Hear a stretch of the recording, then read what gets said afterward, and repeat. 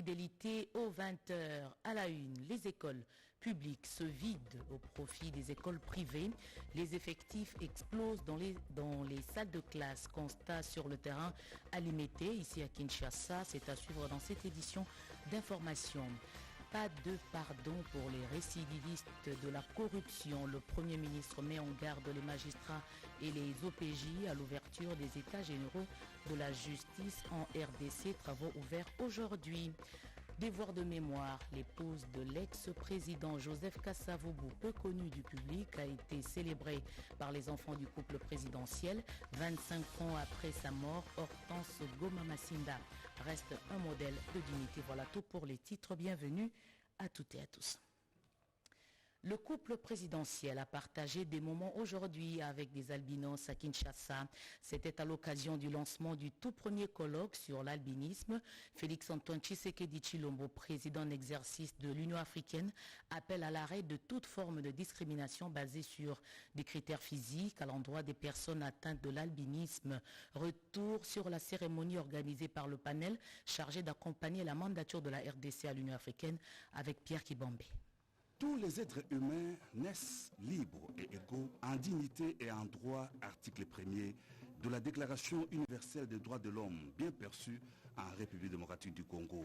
Sous le haut patronage du chef de l'État, Félix-Antoine Tshisekedi Tshilombo, le panel d'accompagnement de sa mandature à la présidence en exercice de l'Union africaine a consacré la journée de mardi 19 octobre 2021 au tout premier colloque panafricain de sensibilisation sur l'albinisme au chapiteau Pullman Grand Hôtel Kinshasa. En cette journée de sensibilisation de la société, le président de la République et son épouse, la distinguée première dame Denise Nyakeru Tshisekedi, sont venus se joindre à l'assistance parmi laquelle la représentante spéciale du secrétaire général de l'ONU, Bintou Keïta, des députés et sénateurs, des membres du gouvernement, des ambassadeurs, des représentants des systèmes et agences des Nations Unies en RDC et des délégations venues de différents pays du continent.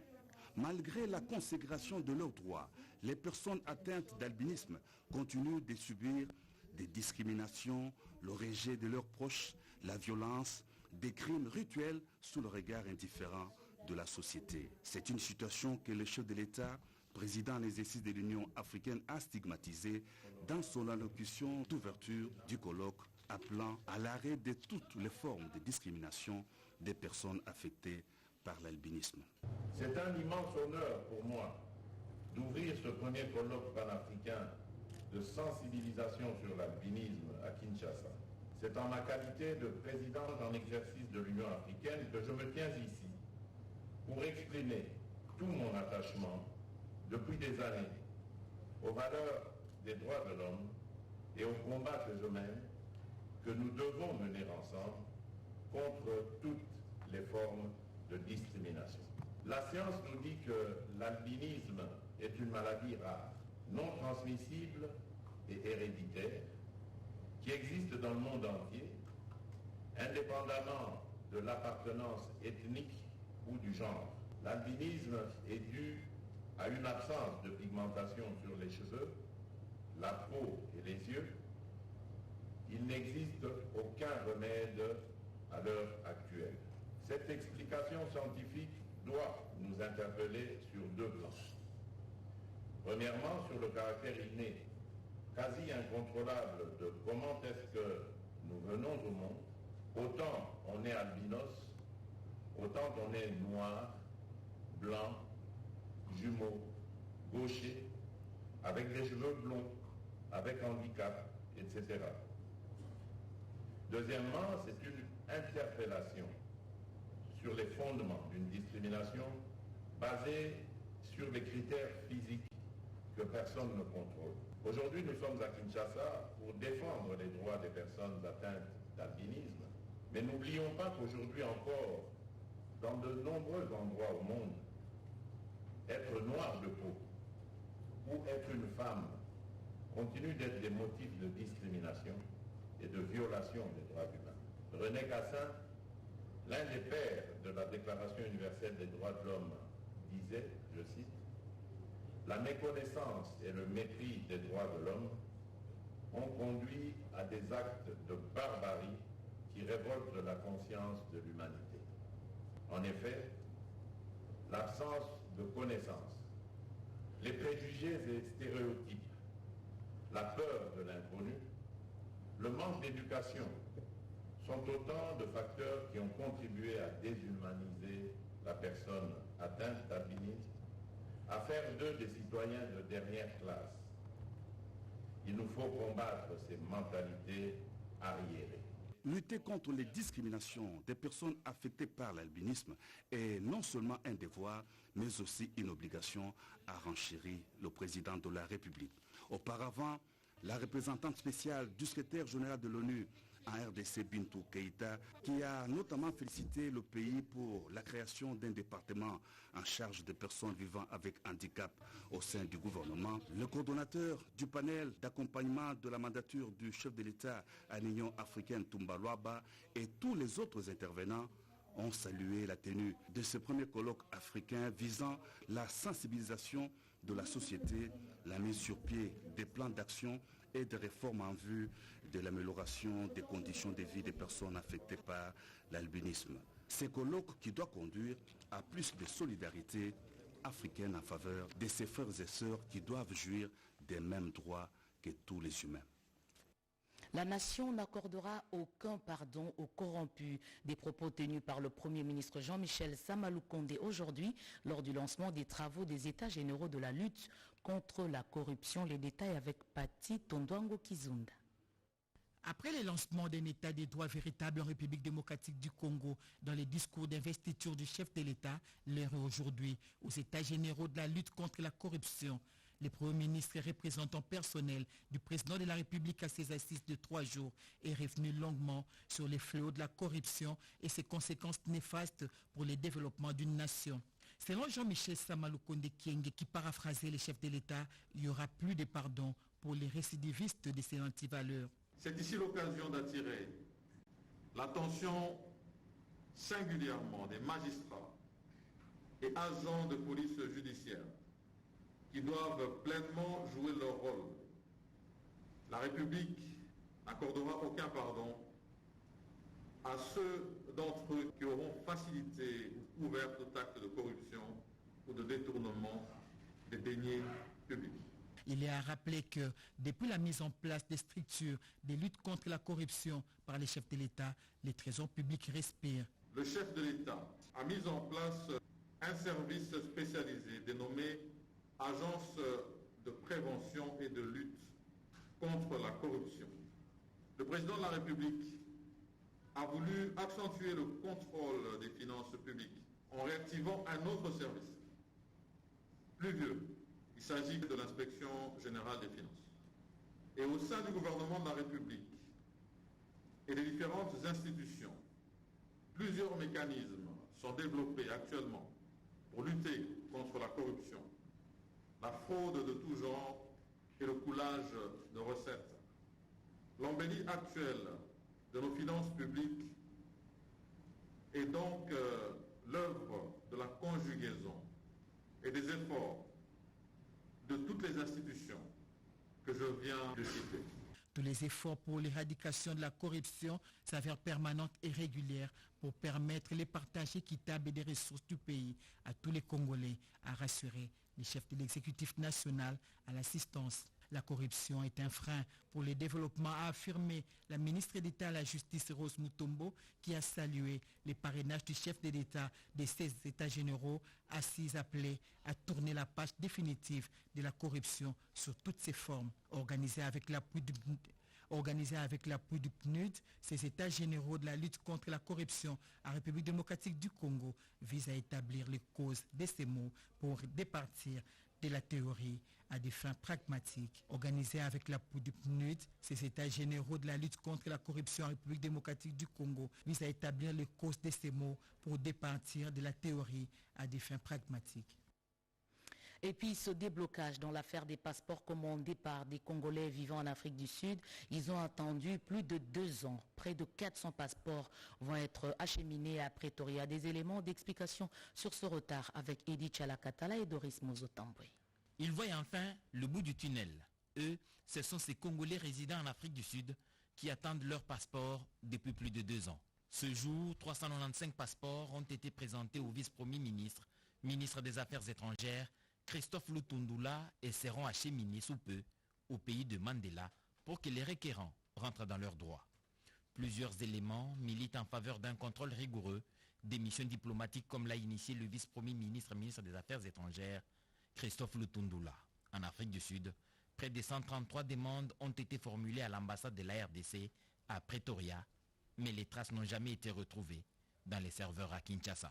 Le passage en tout début de ce mois d'octobre de Christophe Lutundula à la Commission économique et financière du Sénat a levé un pan du voile sur l'opacité qui a caractérisé la gestion des missions diplomatiques congolaises.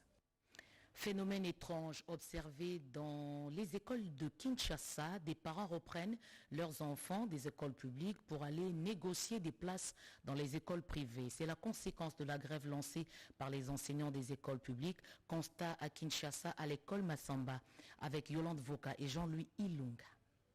D'une moyenne de 30 élèves au double, le salle de classe des écoles privées au bord de la saturation. La grève déclenchée par certaines écoles conventionnées, jugée illégale par le gouvernement, serait à la base de l'exode constaté. 2 élèves du public vers le privé. Le cas de l'école Massamba illustre bien cette situation qui, selon certains, serait passagère. En attendant que les violences s'accordent entre l'État employeur et les bancs syndicales. La rentrée scolaire 2021-2022 a été effective, suivie de l'actualisation du potentiel des enseignants. C'est une rentrée en fait qui, pour nous, est heureuse parce qu'elle coïncide avec la date de la création de l'école. Une aubaine pour les privés qui voient les affaires prendre une courbe ascendante. Aux côtés de ces tableaux, Massamba, créé le 4 octobre 1965, une coïncidence pour la rentrée scolaire 2021-2022, a célébré un 56e anniversaire, 56 ans au profit de l'éducation des enfants. Le 4 octobre 1965, l'école totalise 56 ans d'existence.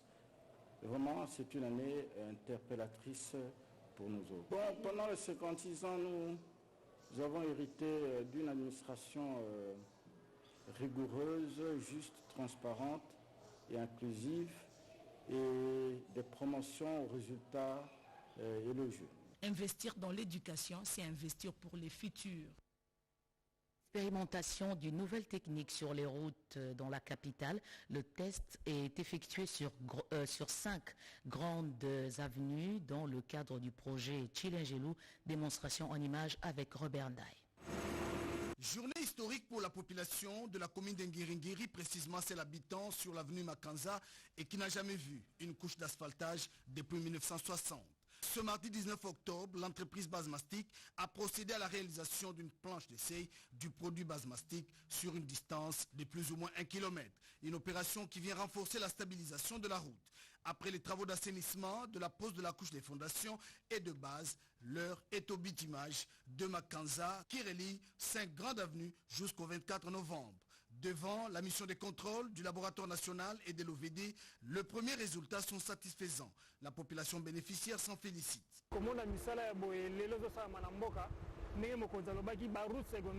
Je remercie le chef de l'État. Ce genre de travaux devrait être fait depuis plusieurs années. Qu'il continue et que Dieu le garde. C'est vraiment une bonne chose et ça vraiment satisfaction pour la peuple congolais ensemble. Grexet a bien compris que la stabilisation du sol est une étape importante dans la construction d'une bonne route. Stéphane Moundadi, DGA de cette entreprise, rassure. Nous faisons ce que le président nous a demandé. Passer à la vitesse supérieure, terminer le travail, donner les routes durables, solides. C'est ce que nous sommes en train de faire. Basmastic, une technologie innovante, est une nouvelle approche de la construction des routes pour augmenter leur durée. L'imprégnation de Basmastic, en contact avec les vrais matériaux, ça donne 15 à 20 ans. Chilengelou entre dans sa deuxième phase importante. Pendant ce temps, le chargement de la couche des fondations se poursuit. Makanza ressemblera bientôt à d'autres routes dans la capitale congolaise. Des quais portuaires sont en construction pour 4 sites le long du lac Kivu pour assurer le transport confortable des populations. C'est une promesse du chef de l'État faite aux compatriotes de Kalehe, endeuillés il y a quelque temps suite à un naufrage. Pacifique Karacha, émissaire du président de la République, est arrivé sur place. 4 quais portuaires modernes sont en train d'être érigés dans différents sites de Calais et Centre, Mukwidja, Kinyezire et Kasunyu, conformément à la promesse faite par le président Félix Tshisekedi aux habitants du site Kivu après le naufrage d'avril 2019, emportant plus de 150 personnes sur les lacs Kivu. Le premier chantier entamé ici au port de Calais, les travaux avancent à pas de géant. Les ouvriers de la société LAES sont à pied d'œuvre pour remettre l'ouvrage d'ici 2 mois aux autorités congolaises. Le président Félix Tshisekedi a dépêché son chargé de mission, M. Pacifique Acha, pour se rendre compte de l'évolution des 10 travaux. Pendant que nous sommes en train de travailler pour réhabiliter la route de Goma, Bukavu, qui passe par Calais et par Minova, mais nous avons cette autoroute naturelle qui, pour l'exploiter, a besoin de quais. Et le chef de l'État est en train de vous construire des quais. Oui. Okay? C'était une promesse, mais aujourd'hui c'est une réalité. Ce n'est pas un théâtre. Ce premier quai va être opérationnel, il y aura le deuxième, il y aura celui de Minova également qui va suivre. Et donc il vous appartient également de travailler à partir de maintenant pour commencer à anticiper sur comment ceci va être profitable aux populations. Félix Tshisekedi veut mettre fin au calvaire des milliers de personnes qui empruntent la voie maritime dans les territoires de Calais. À partir de cet acte qu'il venait de faire ici chez nous, nous voulons demander à toute la population de lui faire confiance, d'emboîter vraiment les pas dans tout ce qu'il va faire comme projet, afin que nous voyons notre pays être développé. Avec ses 32 mètres de longueur et 15 mètres de profondeur, l'ouvrage permettra également les bateaux de grand tonnage d'accoster sans difficulté. Ces travaux sont supervisés par Vani Bichweka, qui ne cesse de soutenir les actions du président de la République. Restons dans la province du Sud Kivu. Cette province entre de plein pied dans le logiciel de la chaîne de recettes. Ce nouvel outil permet de réduire les interventions humaines dans la perception de recettes publiques. À l'instar des autres provinces, la province du Sud Kivu vient d'entrer depuis le samedi 16 octobre dans la chaîne informatisée de la perception des recettes de l'État sur toute l'étendue de la République démocratique du Congo. C'est grâce au projet ISIS Régie, un logiciel de perception informatisée des recettes de l'État est mis en place par le ministère national des Finances, avec comme objectif la transformation de la procédure de perception, la transparence de la traçabilité et la fiabilité des informations sur les recettes et la trésorerie. Ce logiciel vient réduire l'intervention humaine pour la perception des recettes de l'État. Monsieur Didier Bazangika, coordonnateur de ce projet, parle de l'objet de sa mission, mais aussi des services concernés par l'utilisation de ces logiciels. Donc, l'équipe de déploiement se retrouve ici à Bukavu pour former les agents de la douane, de la DGI, de la DGRAD, des banques commerciales, de la CADECO, y compris même de la Banque centrale, pour pouvoir s'approprier les fonctionnalités majeures de ce logiciel. Pour le vice-gouverneur du site Kivu, Marc Malagoka Shekere, ce logiciel permettra à la province d'avoir une source d'informations supplémentaire sur les ressources mobilisées par elle pour les comptes du pouvoir central et pour faire l'estimation de la rétrocession qui revient à la province. L'hôtel Panorama de la commune d'Ibanda a servi de cadre à cette activité. Le gouvernement a pensé aux retraités dans la loi de finances. Pour avoir une idée claire sur la part leur réservée, Aimé Boji, ministre du Budget, était passé en commission à l'Assemblée nationale. Riki Nzuziloya. Quel est le sort réservé à la catégorie des agents retraités par l'administration publique congolaise? Une question bien prise en compte par le gouvernement. Confirmation du ministre d'État, ministre du Budget, Aimé Boji Sangara, invité à la commission sociale et culturelle de l'Assemblée nationale. Cette commission voulait s'intéresser également au respect des engagements financiers du pouvoir public vis-à-vis de l'agent de l'État. Je viens donc de rassurer notre commission que le gouvernement de la République non seulement s'engage à payer mensuellement sa quotité en termes de versement pour les contributions à la caisse nationale de sécurité sociale, mais aussi à étendre, c'est l'une des ambitions du gouvernement, cette caisse non seulement à d'autres provinces, parce qu'elle n'est pas encore installée sur l'ensemble du territoire national, mais aussi à élargir les champs d'application aux autres secteurs de la fonction publique.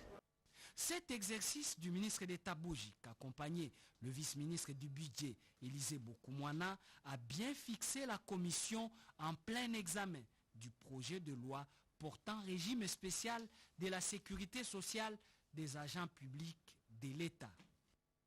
L'OCC est aujourd'hui bien équipé pour assurer le contrôle des différents produits, même dans le contexte de suppression des barrières, principe de la zone de libre-échange continentale. Le personnel est payé à date. Des réalisations à mettre à l'actif de la nouvelle équipe à la tête de l'OCC dans les 100 jours. Une page magazine revient sur les différentes réalisations à la fin de ce journal. Pour l'instant, voici cet avant-goût avec Jacques Méji Chiboaboa.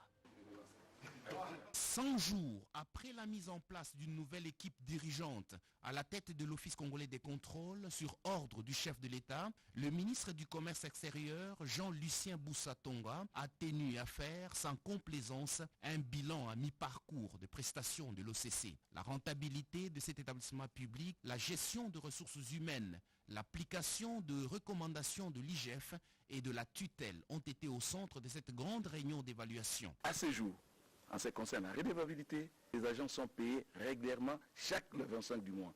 Vous savez, c'est le président de la République, son Excellence Félix Tshisekedi, qui est le président de l'Union africaine. C'est lui qui est en train de manager à travers le ministère du Commerce extérieur cette zone de libre-échange continentale. Un des maillons les plus importants est l'OCC. Le plateau technique de l'OCC à travers les 30 laboratoires sont renforcés. Le ministre Jean-Lucien Boussa se dit satisfait de la qualité du travail effectué. Et donc je suis, en tant que ministre des tutelles, satisfait, en tant que membre du gouvernement de la République, aussi satisfait, et la vision du président de la République de pouvoir mettre en place de nouvelles équipes a été une vision, à mon avis, très adéquate. Même la délégation syndicale soutient la politique managériale de la nouvelle équipe dirigeante. Conduite par le PCA de l'OCC AI, Lambert Osango, la délégation était composée du directeur général par intérim, Gabi Loubiba Mampouya, du directeur général adjoint par intérim, Romain Lobontekeshawa-Chiboaboa, de représentants de la délégation syndicale et des agents et cadres de l'OCC. La lutte contre Ebola doit être renforcée. Le ministre de la Santé a eu des échanges avec une délégation de l'Union africaine sur un appui. La délégation du Centre africain des contrôles et des préventions des maladies, Africa CDC, veut appuyer le gouvernement congolais dans l'éradication de la maladie à virus d'Ebola qui sévit actuellement en République démocratique du Congo, plus précisément dans les Nord Kivu. C'est ce qui ressort de leur entretien avec le ministre de la Santé publique, Jean-Jacques Mbungani, et la vice-ministre Véronique Kilumbankulu. Les coordonnateurs terrain d'Africa CDC expliquent. Nous sommes venus appuyer le pays dans le cadre de la réponse contre la maladie à virus Ebola et aussi la méningite. Nous avons une délégation qui est venue d'Addis Abeba pour présenter d'abord les civilités, donner une idée générale de leur mission, informer au ministre que l'équipe va se déplacer là où il y a l'épidémie pour palper les besoins dans le pays A pour que Africa CDC puisse assister le pays. Nous allons travailler ensemble pour identifier ce dont on peut apporter au pays. De son côté, le ministre de la Santé publique, Jean-Jacques Mbungani, a promis toute l'assistance de l'exécutif national à la délégation d'Africa CDC. Nous sommes là pour appuyer le pays, ça c'est primordial, comme nous appuyons tout le pays du continent, surtout dans la lutte contre la pandémie Covid-19, Ebola ainsi que la méningite. Africa CDC est un organe de contrôle et de prévention des maladies pour le compte de l'Union africaine. À noter dans vos agendas, le jeudi 21 octobre, le chef de l'État va lancer les travaux du Forum national de vaccination et de l'éradication de la poliomyélite. En prévision de ces travaux, l'UNICEF et le programme élargi de vaccination ont organisé un briefing de presse. Eugénie Dada Chabani. Le gouvernement, sur instruction du chef de l'État, Félix-Antoine Tshisekedi Tshilombo, a alloué 16 millions de dollars pour financer la couverture vaccinale sur toute l'étendue de la République. C'est pour arriver à garantir l'immunité collective et réduire la prévalence des décès et la morbidité due aux maladies évitables par la vaccination. C'est la concrétisation de l'engagement pris au niveau régional à travers la déclaration d'Addis Abeba et au pays par la déclaration de Kinshasa. Ces deux engagements incitent l'accroissement des financements par le gouvernement de la couverture vaccinale des routines et des masses. Pour l'éradication de la polio, le pays a adhéré au plan de transition des acquis de l'initiative mondiale pour l'éradication de la polio. Les soucis du ministère de la Santé par les biais du programme élargi de vaccination PEV et le maintien du statut pays libre de circulation de polio. Ces points étaient explicités au briefing et feront l'objet du Forum national sur la vaccination et l'éradication de la polio qui sera lancé ce jeudi 21 octobre au Musée national par le chef de l'État. En prélude de ce forum, Mireille Moutoualé de PEV et Clara Toko de Village Rich ont explicité ces différents points qui seront à l'ordre du jour. Le représentant résident de l'UNICEF a saisi l'opportunité pour expliciter le code de conduite sur la protection contre l'exploitation et l'abus sexuel. La campagne de l'unité et de la cohésion nationale a atteint l'étape de l'Oja. La ministre auprès le président de la République, Nana Manouanina, a sensibilisé la population sur les valeurs républicaines. Jacques Kabwaba. Après les provinces du Kwango, Kwilu et Kasaï oriental, direction l'Oja dans la province de Sankourou, où la ministre après le président de la République poursuit sa tournée de sensibilisation à l'unité et à la cohésion nationale. Un bon pédagogue, professeur Nana Manouanina Kyumba n'a pas lésiné à éveiller la conscience de la population de cette partie de la République démocratique du Congo sur la quasi-totalité des sentiments de solidarité, de cohésion et de l'unité nationale.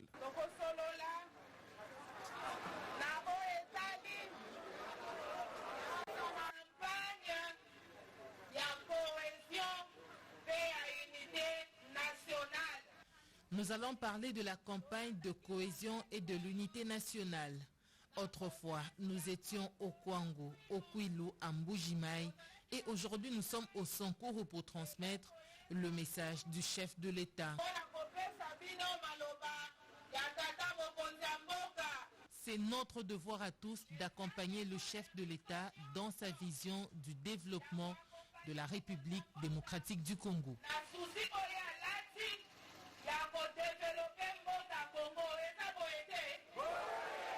L'Oja, dans son ensemble, a apprécié ce message et a promis son accompagnement de cette vision du garant de la nation, Félix Antoine Tshisekedi Tshilombo, dans cette campagne d'éveil patriotique. Démarrage du paiement des prestations sociales du troisième trimestre pour l'année en cours. Le ton a été donné aujourd'hui par la ministre de l'Emploi, Claudine Doucy. Willy Atunakov, Olivier Makiesi.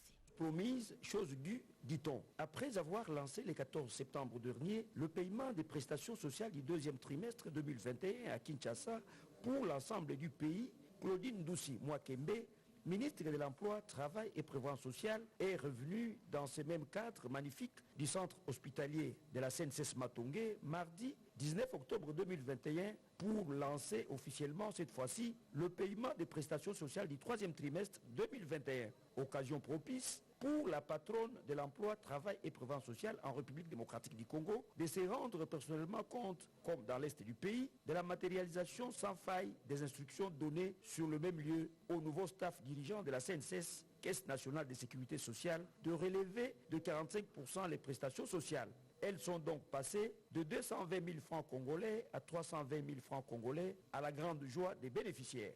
Jean-Simon Foutikiakou et Joséphine Chimbiwumba, respectivement directeur général intérimaire et présidente du conseil d'administration intérimaire de la CNSS, ont tour à tour salué les efforts menés par le gouvernement Samalou Kondé par le biais de la ministre des tutelles Claudine Doucy Mwakembe.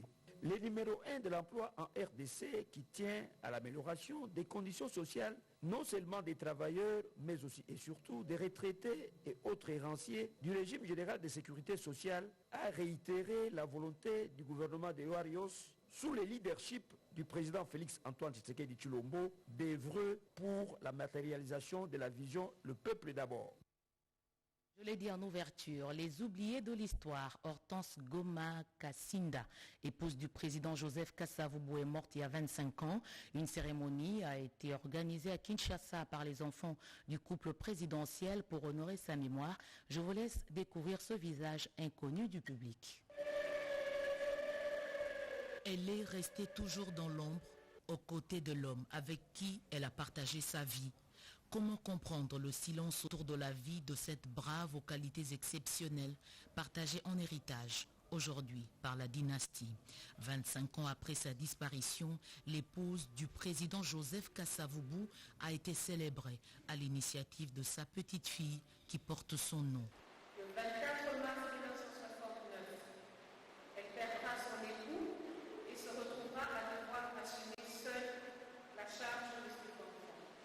son mari vénéré à Singini au Congo central, la défunte première First Lady détenait seule le secret du mystère du personnage par ses valeurs d'homme intègre et visionnaire. Je célèbre ma maman tous les jours.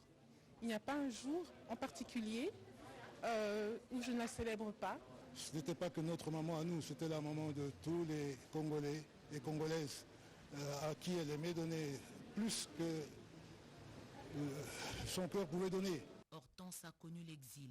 Femme modèle dans l'humilité et la grandeur d'âme, avec son homme, ils ont été mis à résidence surveillée accompagnés de leur fille aînée Rose Kassavubu dans des conditions dramatiques après le coup d'État de 1965.